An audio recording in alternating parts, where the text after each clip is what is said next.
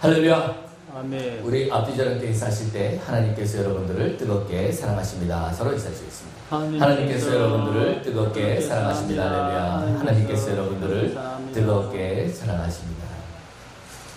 자, 우리 함께 나누실 은혜 말씀은 갈라디아서 2장 20절에서 21절까지의 말씀입니다.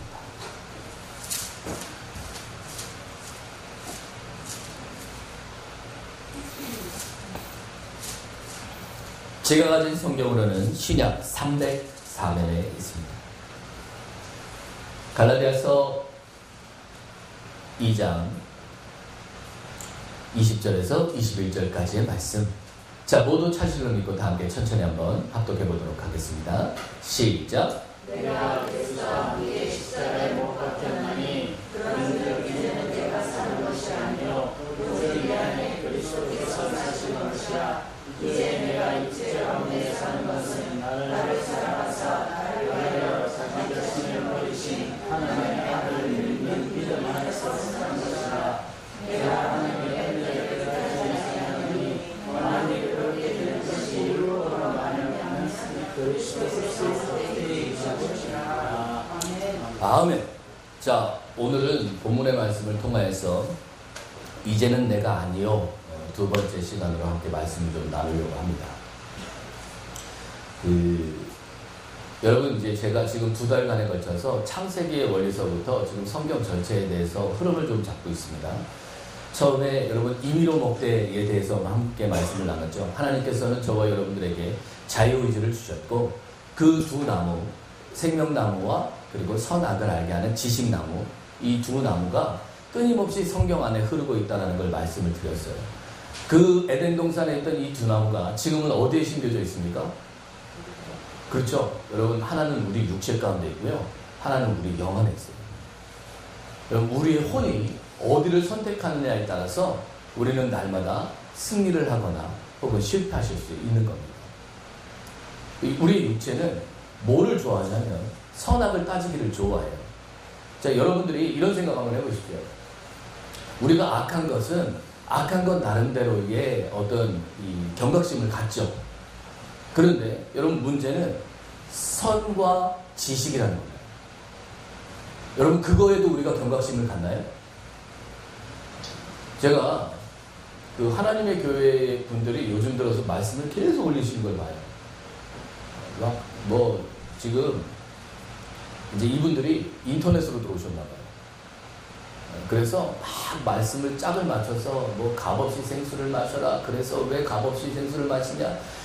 예를 들어서 아모스서 8장 11절에 보면 말씀이 없어 기갈이 아니오 그랬으니까 이건 말씀이 곧 영이다. 그리고 그 6으로 난 것은 6이요 0으로 난 건 0이니 그랬으니까 살리는 건 0이니까 그러니까 말씀이 0이다. 그런데 결국은 끝에 가서 안상홍님이 성령님이다 이렇게 가요. 그런데 이분들이 모르시는 게 하나 있어요. 주님이 오셨을 때요. 여러분, 주님이 직접 선포하던 말씀을 들은 바리새인과 서기관들과 사두개인들이 변하던가요? 안 변하던가요? 안 변했어요. 왜 안 변합니까? 여러분, 그분들 하나님 안 믿나요? 여러분, 바리새인들이요, 그 사람들 여러분 무시하면 안 되는 사람입니다. 그 사람들이요, 목숨을 걸고 믿음을 지킨 사람들이에요.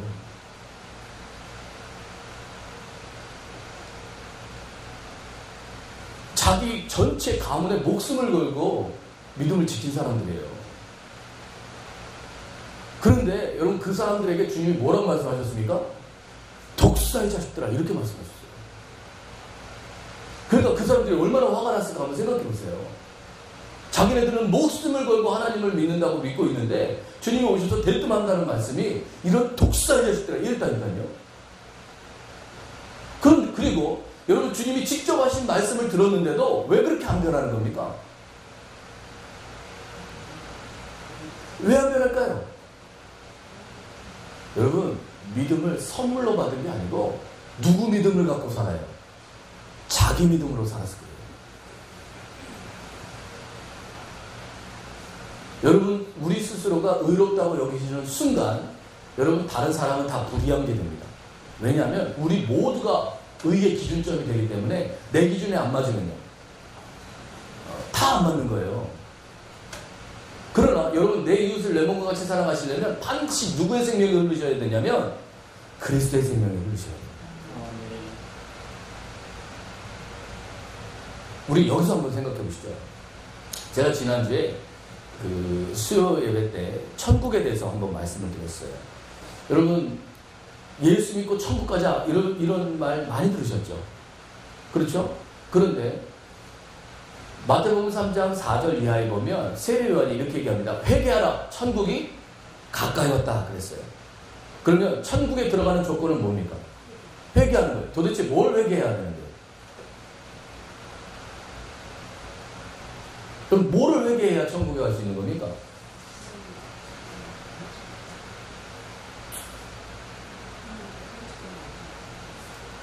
자, 여러분 천국이면 여러분 누구 나라예요?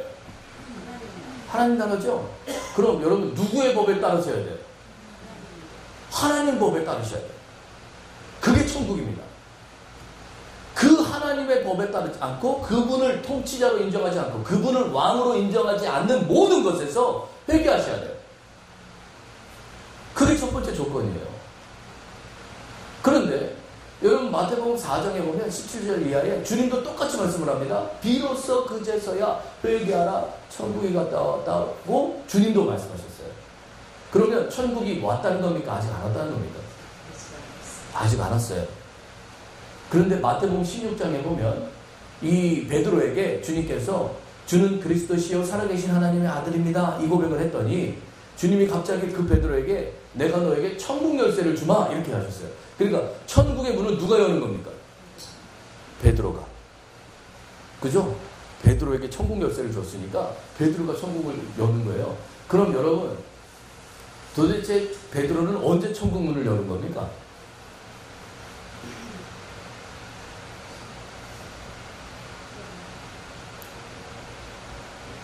성령이 임하실 때 천국 문이 열린 거예요. 하나님이 우리 안에 임하실 때 여러분 그 하나님이 오시면 거기가 어디예요? 여러분 내 마음이 하나님의 통치를 받으면 거기가 어디입니까? 여러분 왜 우리가 이 땅에서 지옥을 사시느냐? 여러분 내 마음이 내 마음대로 안 되시는 거예요. 화를 내는 것도 자동이고 짜증을 내는 것도 자동이고 여러분 힘들어하는 것도 자동이고 근심 걱정하는 것도 자동이에요. 그런데 제가 열거한 이런 여러 가지 흑암의 요소들이 없애고 싶은데 여러분 이게 없애집니까? 안 없애집니까? 안 없애지는 거예요. 그것이 지금 우리의 문제입니다. 천국이 임했다는 게 무슨 말이냐? 여러분 하나님의 통치가 임했다는 뜻입니다. 내 마음대로 못 살던 내 인생에서 하나님의 통치가 임하고 그 하나님의 평안을 내 마음에 주실 때 여러분 언제부터 천국을 누리시는 거예요? 지금부터. 그러면 우리가 주기도문에 이런 기도를 합니다. 나라에 임하시며 뜻이 하늘에서 이루어진 것 같이 땅에서도 이루어진다. 그러니까 여러분 하나님은 무슨 뜻을 갖고 계시냐면 나라가 이 땅에서 임하는 거예요. 누구의 나라가요? 하나님의 나라가. 그러면 고린도전서 4장 17절 한번 보시죠.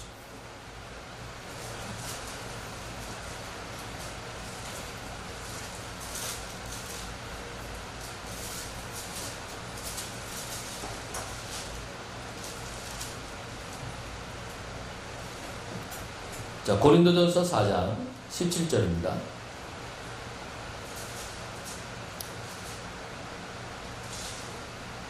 자, 한번 합독해 보겠습니다. 시작.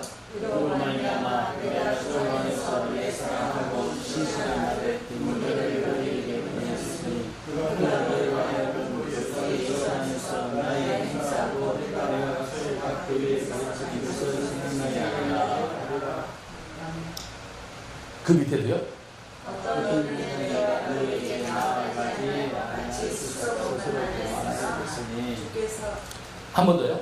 주께서 허락하시면 내가 너희에게 속히 나가서 교만한 자들의 말이 아니라 오직 너희가 보냈으니 그 밑에 절까지 한번 읽어보겠습니다. 자, 여러분, 지금 하나님의 나라는 말에 있지 않고 능력에 있다 그랬죠? 그런데 디모데를 왜 보냈다고 얘기합니까? 교회 생활하는 법을 가르쳐 주려고 보냈대요.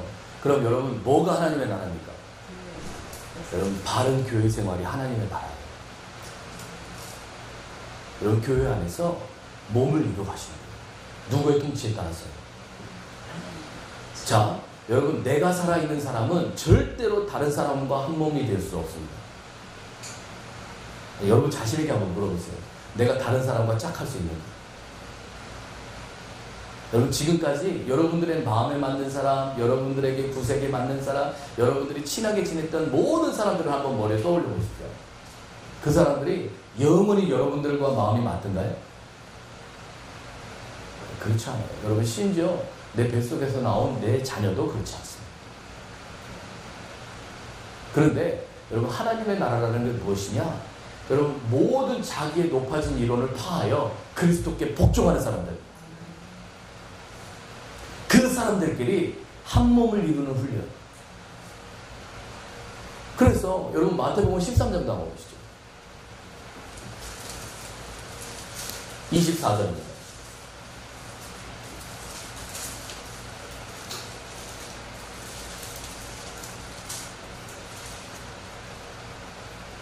자, 다 함께 천천히 또 함께 해보겠습니다.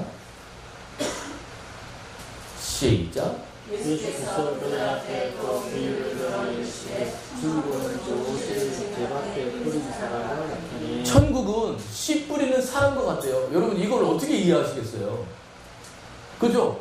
아니, 우리는 공간 개념으로 생각하는데 주님은 씨 뿌리는 비유를 하시죠? 왜 그러냐? 여러분, 천국이 가장 먼저 심겨진 건 하나님의 말씀을 통해서입니다. 그리고 천국은 누가복음 그 17장 20절 이하에 보면 바리새인들이 주님께 이렇게 여쭙습니다. 아니, 하나님의 나라가 언제 임합니까? 그랬더니 하나님의 나라는 여기 있다 저기 있다 할 것이 아니요, 지금 삥 둘러싼 너희들 가운데 있다, 이렇게 말씀하셨거든요. 그럼 여러분, 하나님의 나라는 볼 수 있게 임하는 것이 아니라는 뜻이죠. 왜냐? 하나님의 나라는 영적인 거거든요. 영적인 나라예요. 씨앗이신 그리스도가 심겨지실 때 그분이 우리 안에서 자라나면 자라날수록 천국도 어떻게 되는 겁니까? 자라나는 거예요. 그래서 그리스도의 장성한 분량까지 자라가라. 에베소서 4장에 그렇게 말씀하셨잖아요. 그러니까 천국에 갔는데 보석집이 있더라, 누구네 집은 2층 집이더라, 여러분, 이런 거 다 맞는 말입니까? 틀린 말입니까? 그런 공간 개념이 아니란 말이에요. 그러면 여러분, 이제 갈라디아서 2장 20절 이 부분에 대해서 한번 생각해 보시죠. 우리가 이제 지난주에도 이 임의로 먹되, 그리고 이 갈라디아서 2장 20절에 나와 있는 이 말씀을 통해서 우리 옛사람이 아예 죽는 것이 아니고 여전히 우리 안에 있다. 그렇죠? 요한복음 14장 한번 보시죠.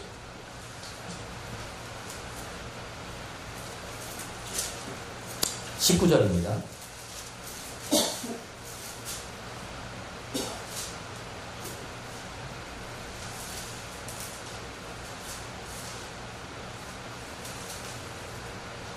자, 또 한번 합독해 보겠습니다. 시작.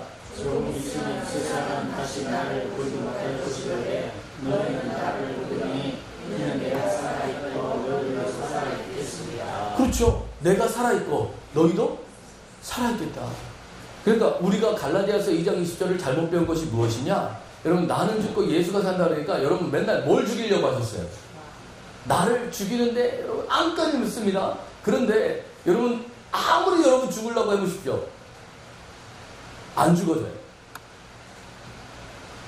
그런데 주님이 우리 안에 들어오셔서 내가 너와 함께 먹고 마시리라 그러셨죠. 우리가 예수 그리스도를 누리는 누림 안에 있다 보면 자연스럽게 여러분, 우리는 그리스도의 생명나무에는 물을 주고 사막나무인 이 선악을 알게 하는 이 나무는요, 물을 안 주죠. 그럼 여러분, 시간이 지나면 어떻게 될까요? 이거는요, 여러분 점점점 힘이 빠집니다. 여러분들의 육체도 힘을 잃어요. 어느 날 갑자기 짜증을 내야 될 순간에 내가 짜증이 안 올라와요. 내가 낙심하고 좌절해야 될 순간에 오히려 기쁨이 넘쳐요. 나 자신을 보면서 끊임없이 한탄해야 될 순간에 주님을 소망 삼습니다. 그런 여러분 자신을 발견하게 되시는 거예요. 그러니까 이거는 내가 노력한 게 아니고 나는 누구만 봤습니까? 계속 주님만 봤거든요. 그분을 누리는 누림만을 받았어요. 그분만을 믿었어요. 그런데 어느 순간에 보니까 그분의 믿음의 내용물들이 내 전 존재를 타고 흐르시는 거예요. 그래서 바울이 이렇게 고백합니다. 나의 나 된 것은 다 하나님의 은혜라. 내가 한 게 없다는 거예요. 그래서 여러분 옛사람과 새사람이 여러분 속에 함께 있지만 여러분 항상 우리는 보라 무엇을 보아야 됩니까? 보라 새 것이 되었도다 라고 말씀하신 그리스도 안에서의 모습을 바라보시는 거예요. 그럼 성령님은 그것을 여러분들의 의로 여기시고 그것을 실제화시켜 간다는 뜻입니다. 자, 이제 문제는 여러분 오늘 이 본문을 우리가 이제 오해한다는 데 있습니다. 이제 제일 먼저 우리가 하나 이제 퀘스천을 띄워봐야 될 것이 우리가 어떻게 해야 그러면 그리스도와 연합하고 우리를 대신해서 우리 안에서 그리스도가 사시는가? 내가 아니요 오직 그리스도가 더해질 때 이기게 된다는 건 말씀을 통해서 이제 우리가 배웠는데 여러분 실제로 우리 삶에 이걸 적용하려고 보면 이게 되든가요 안 되든가요? 잘 안 되시죠? 자, 우리 스스로가 한번 질문해 보셔야 돼요. 우리가 이 십자가의 교리, 나는 죽고 예수가 사는 이 믿음의 교리를 받은 건 10년이 넘었는데 예를 들어서 그것을 10년을 받아서 이 십자가의 이 교리를 나한테 적용해 보신 이 자리에 우리 모든 성도 여러분들이 스스로에게 얼마나 이 십자가의 교리가 우리에게 효력을 가졌는가.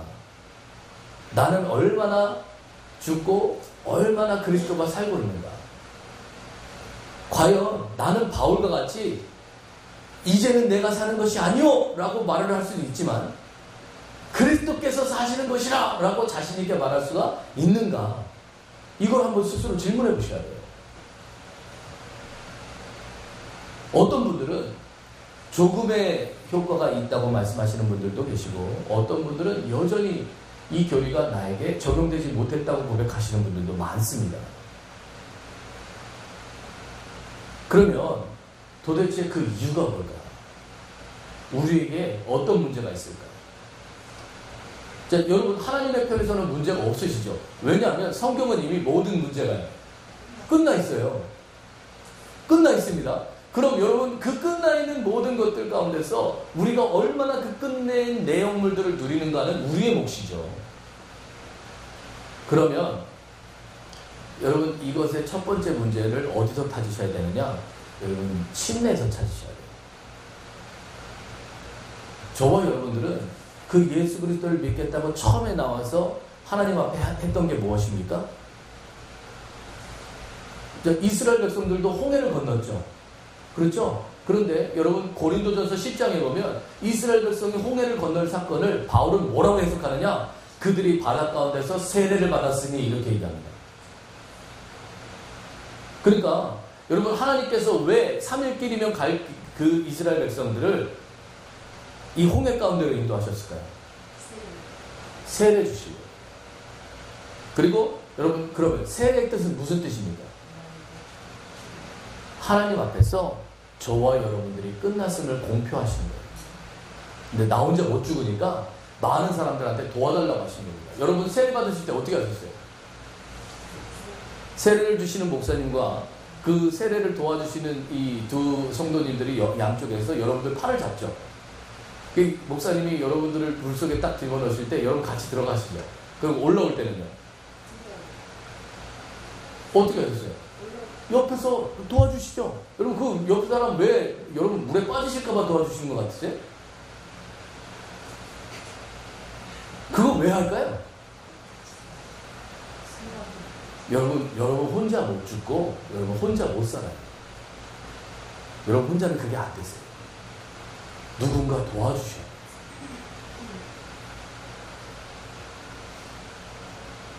그래서 여러분 개인을 부르신 게 아니고 단체를 부르십니다. 여러분 스스로가 여러분 그리스도의 죽음을 체험하겠다고 여러분들이 각오하신다면 제가 단언컨대 여러분 모두가 실패하실 겁니다. 왜냐? 여러분 우리는 기본적으로 죽기를 싫어해요. 내 의견을 꺾기 싫어합니다. 그것이 사단의 성품입니다. 다른 사람과 연합되기를 귀찮아합니다. 그런데 그랬던 죄악된 우리의 모든 옛사람을 주님은 세례를 통해서 끝장내시고 이제 내가 너를 의롭다 하였으니 너도 너 자신을 의롭게 여기라고 말씀하십니다. 누구를 통해서요? 이 세례의 실제이신 예수 그리스도를 통해서. 이걸 여러분 신앙생활이라고 얘기하는 겁니다. 그러니까 나는 죽고 예수가 사는 믿음이다 이렇게 말씀을 하면 여러분 우리는 우리 자신을 보는 것이 아니요 오직 그리스도를 보는 그 믿음 안에서 사는 것을 바라보셔야 될 줄 믿습니다.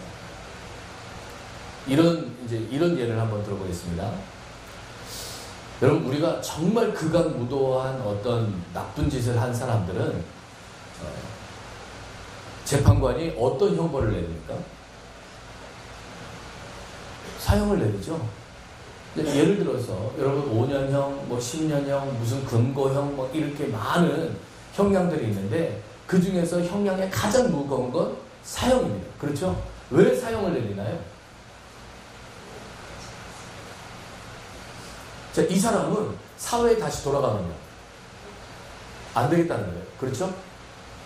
자, 여러분 예를 들어서 10년형을 받은 사람은 10년 동안 이 사람이 충분히 반성한다면 기회를 주는 것이죠. 다시 한번 인생을 살 수 있도록 사회에 기여할 수 있는 기회를 주는 겁니다. 그래서 형량이 정해져 있는 거예요. 그러면 여러분 하나님은 우리의 옛사람을 어떻게 보시나요?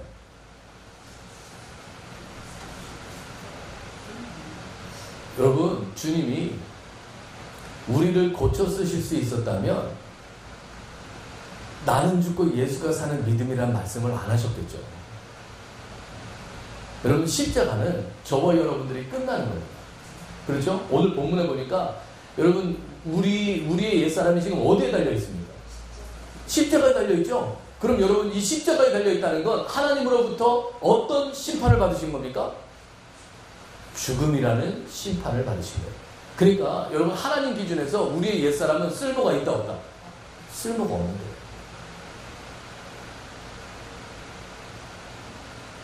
제가 이번 주에도 이런 말씀을 예를 들었습니다.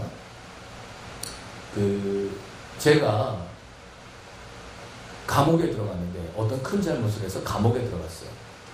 그래서 거기 감옥에서 열심히 감옥 생활에 적응을 해서 모범수가 되었다 칩시다. 그랬더니 우리 수아가 목사님 잘 계신가 싶어가지고 저를 면회를 왔어요. 이제 수아는 지금 저 감옥 밖에 있는 것이고 저는 지금 감옥 안에 있는데 제가 이렇게 하는 거예요. 수아야 이거 뭐냐? 목사님 뭐 됐냐 지금? 그랬더니 수아가 모범수요. 구체 똑바로 살아 너도. 목사님 봐. 이렇게 모범적으로 살잖아 여기서. 그러면서 제가 막 수아를 가르치려고 한다고 생각해보세요. 수아가 진짜 목사만 아니면 막 이렇게 생각하겠죠. 아니 상식적으로 한번 생각해보세요. 여러분 우리가 남들을 비판한다는 게 그런 뜻입니다. 하나님 보시기에 여러분 다 똑같이 지금 사형수로 감옥에 들어갔는데 거기서 자기가 조금 낫다고 자랑하는 거예요. 얼마나 한심할까 한번 생각해보세요.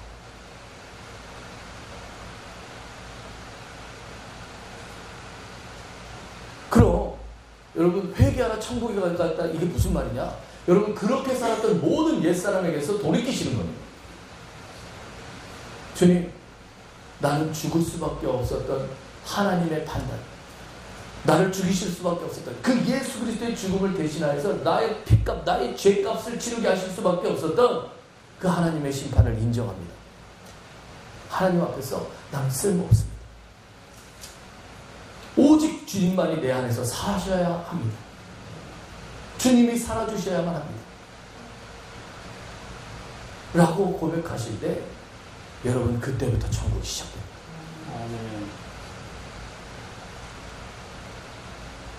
제가 안타까운 것 중에 하나는 많은 성도 여러분들이 자신이 실패를 맛볼 때마다 이렇게 생각하신다는 거야. 이번에는 너무 기도를 덜 했어. 맞아. 내가 기도를 덜 했기 때문이야. 기도를 열심히 하면 다음에는 통과될 거야. 또 어떤 분들은 맞아.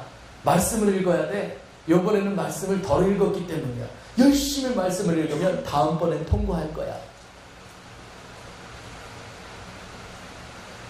여러분, 우리 옛사람에 속한 아무런 선한 것도 아무런 열심도 하나님 앞에 인정받으실 수 없어요. 그건 마치 여러분 제가 깜방 안에서 모범수 달았다고 자랑하는 것과 똑같습니다. 다만 여러분 그리스도의 공로를 인정하십시오. 그분만의 의로움을 인정하십시오. 그분이 나의 의의 되심을 찬양하십시오. 그것이 여러분들의 생활이 되시기를 소망합니다. 여러분들이 날마다 이것을 찬양하고 그분을 높인다면 여러분 주님은 여러분 안에서 모든 통치권을 회복하시고 이 천국의 씨앗이 그리스도가 날마다 여러분 안에서 확장됨을 여러분 스스로가 느끼게 하실 겁니다. 제가 이번에 IM 청년들이 예배를 드리는 곳에 다녀왔습니다. 거기에 보니까요 아이들이요 막 찬양을 하는데요 막 율동을 하고 찬양을 하는데 너무 기쁘게 율동을 하고 찬양을 하는 거예요. 제가 요번에 발견한 사실이 하나 있습니다. 제가 율동에 소질이 있어요. 너무 기쁜 거예요. 부끄러움도 없고요. 아니 정말 어찌 잠잠할 수가 있습니까? 그 하나님을 찬양하는데 그 자리에 계신 우리 장로님뻘 총장님, 권사님, 목사님 하실 거 없이 전부 다 그 청년들과 같이 찬양하고 춤추고 주님을 높이는데 너무 감사했어요. 그리고 그 청년들에게 제가 이런 말을 했습니다. 천국은 죽어서 가는 것이 아닙니다. 지금부터 천국을 누리지 못한다면 여러분 어떻게 죽어서 천국을 간다고 확신하실 수 있겠습니까? 오늘 이 자리에서 여러분 똑같은 말씀을 여러분들에게 드리고 싶어요. 여러분 지금 이 순간 천국을 누리시지 못한다면 여러분 어찌 주님 앞에 가셨을 때 내가 천국에 간다고 확신하실 수 있겠습니까? 그리스도를 누리는 누림이라는 건 여러분 나를 의지하지 않는 것입니다. 그리고 여러분 우리가 그리스도를 더욱더 그렇게 깊게 만나지 못하는 이유는 딱 하나, 하나님은 우리더러 소망이 없다 하는데 우리는 여전히 우리 자신에게 소망을 둔다는 게 있습니다. 내가 이런 건 괜찮지, 저런 건 괜찮지. 여러분 그렇지 않습니다. 끝으로 여러분 거기 21절을 한번 보시죠. 오늘 갈라디아서 2장 21절입니다.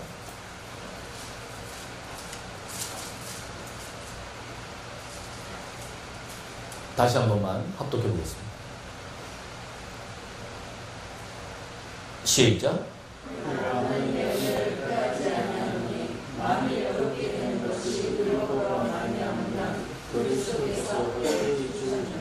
아멘. 여러분 만약에 율법을 지키는 걸로 여러분들이 무엇인가를 하는 걸로 의롭게 되는 것이었으면 그리스도께서요 헛되이 죽었다. 자, 그럼 여러분 거꾸로 우리가 구원을 받는 건 누구의 공로입니까? 그리스도의 공로죠. 여러분 고린도전서 6장 17절 이하에 보면 너희는 값으로 사신 바 되었으니 그랬어요.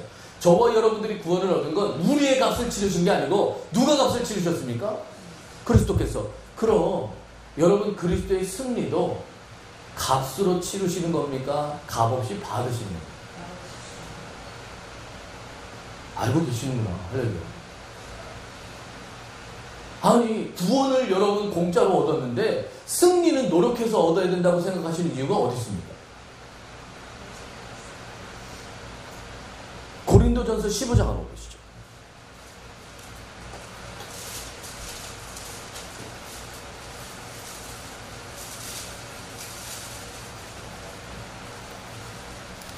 자, 고린도전서 15장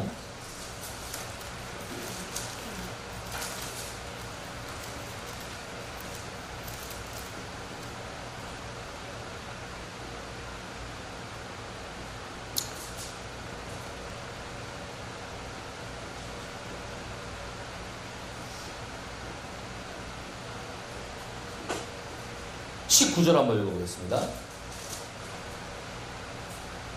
시작.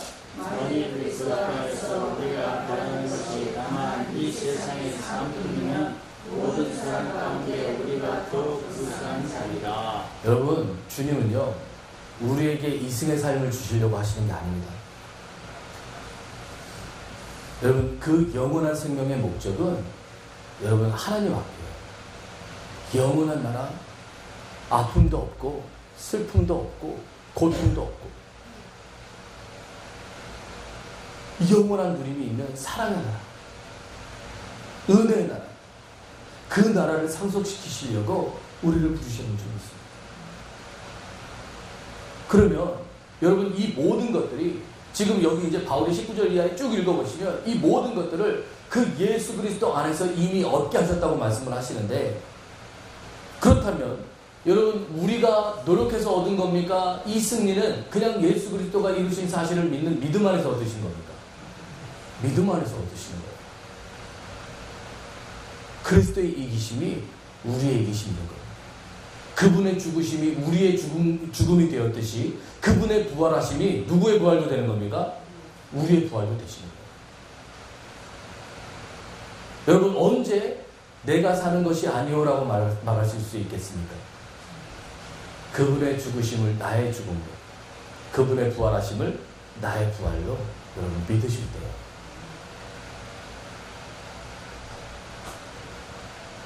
이것이 있다면 우리는 죽음도 두려워하지 않는 은혜의 하루하루를 보내실 수 있을 줄 믿습니다.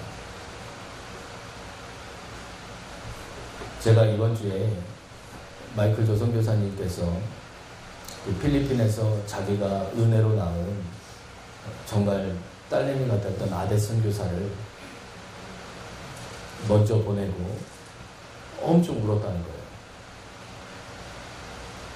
그런데 이제 이제 24살밖에 안 된 이 젊은 여자 선교사가 온몸에 암이 전이가 돼서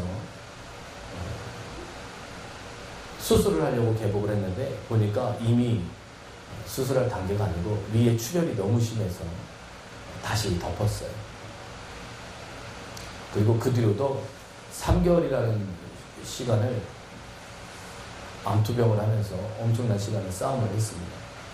여러분, 위에서 출혈이 안 멈춘다는 게 무슨 말입니까? 위가 찢어져 있다는 뜻이죠. 그럼 여러분, 거기에 위산이 계속 나오면 어땠을까 한번 생각해 보세요. 우리가 겉으로 살이 찢어진 데에도 여러분 엄청 따갑지 않았습니까? 그런데 그게 여러분 속에서 그렇다고 한번 생각해 보세요. 그런데 놀랍게도 이 아데 선교사가 임종 가까이 그 고통 중에 있다가도 평안이 오면 웃으면서 V자를 그립니다. 결국은 3번을 그렇게 하면서 주님 품으로 갔습니다. 마이클 조선 교사님이 자기가 영으로 난 필리핀에 가서 제일 먼저 자살을 5번이나 시도했던 그 딸이 하나님을 만나서 이제는 아프리카에 가서 이 복음을 전하고 자기같이 복음을 몰라서 괴로운 가운데 있는 영혼들을 건지겠다고 고백했는데 그 아프리카에 가지 못하고 꿈을 이루지 못하고 결국은 세상을 떠나서 너무 가슴이 아팠다는 거예요. 그런데 마이클 조선 교사님이 혼자서 화장실에 가서 울고 있는데 마음 가운데 그 아데 선교사가 앞에 앉아있는 것처럼 나타나서 선교사님 괜찮아요, 울지 마세요. 나 좋은 곳에 와 있으니까 울지 마세요. 다만 내 마음의 사명, 그 아프리카 그거 선교사님이 좀 감당해 주세요. 이런 마음을 줬다.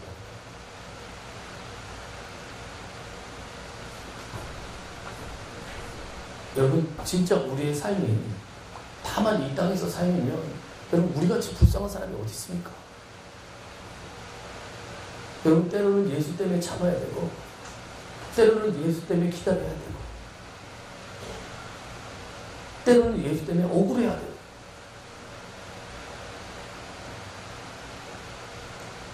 그런데 여러분, 우리가 이 땅에서 웃을 수 있는 이유는 딱 하나입니다. 이 땅에서의 삶이 끝이 아니라는 거예요. 우리는 언젠가 다 주님 앞에 설 날이 올 것이고, 그 주님 앞에 섰었을 때 잘했다, 추성대, 좋아.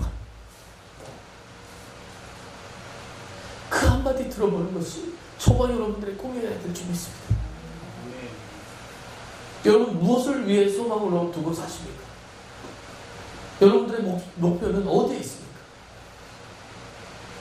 여러분, 왜 내가 사는 것이 아니어야 됩니까?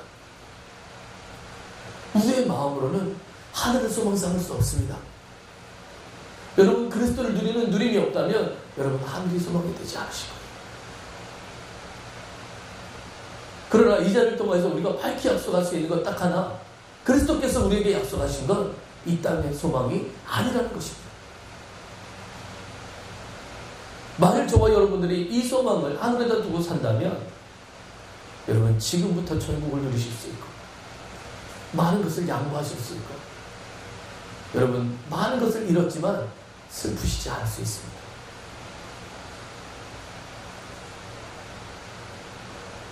이 21절에 은혜에 대해서 왜 바울이 이렇게 얘기할까 한번 생각해 보시죠. 여러분, 구원은 값없이 얻고 승리는 노력해서 얻어야 된다고 생각하신다면 그것은 너무나도 잘못된 생각입니다. 여러분, 그리스도의 이김이 우리의 이김이고 그리스도의 이루심이 우리의 이루심이에요.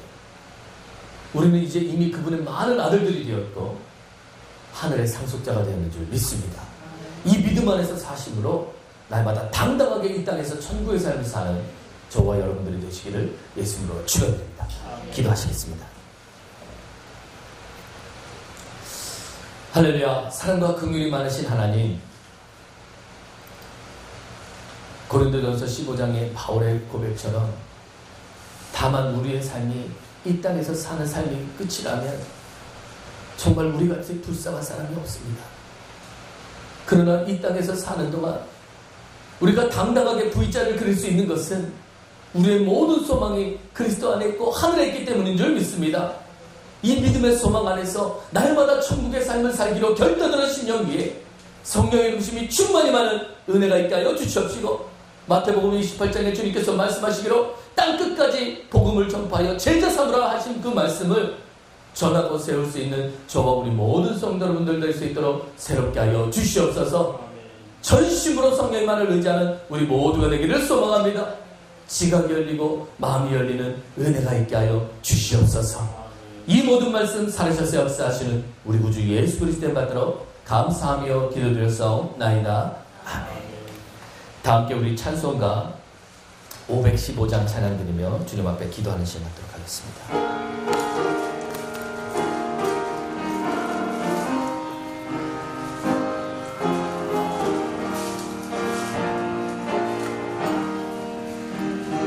눈을 들어 하늘을 보라. 어지러운 세상 중에 곳곳마다 상한 명의 단식 소리 들려온다. 빛을 잃은 많은 사람 길을 잃고 헤매이며 당자처럼 기진하니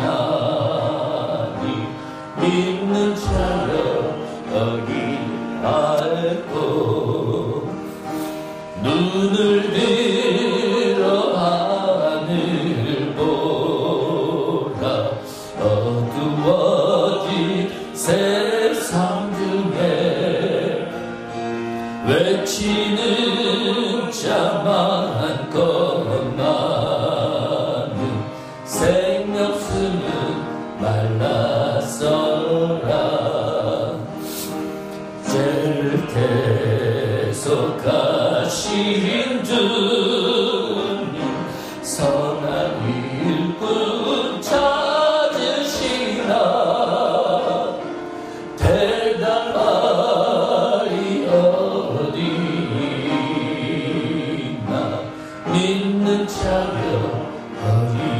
어리할꼬